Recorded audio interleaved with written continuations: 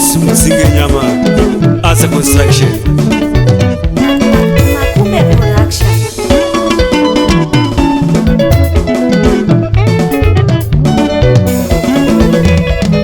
Sapezele musawe kumakunguo pakutsvaga vanovaka hama yangu kusangwa ite zinonge mamwe mabhirita ndivana chero tavaka.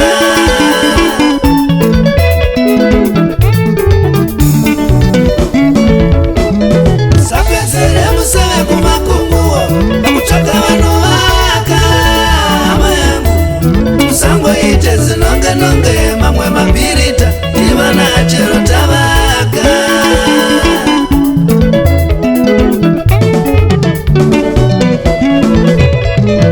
Asa Construction vakuvaka dzimba, renovata dzimba, plumbing, tiling, paving, painting.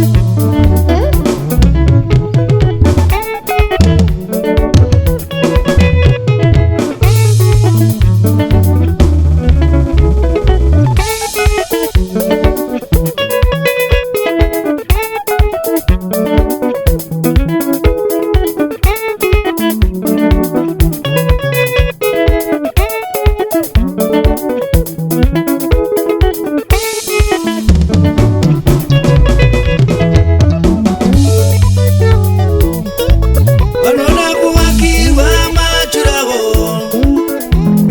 Asa Construction vanoda kuvakirwa majuraho.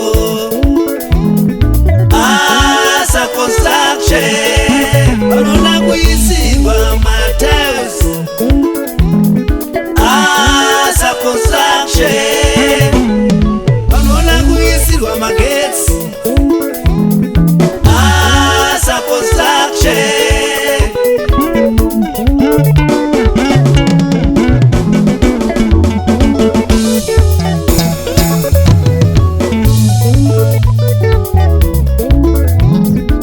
Asa Construction, the specialist in construction, tiling, plumbing, paving, painting, renovations. Vana mazvikokota vanopedza basa.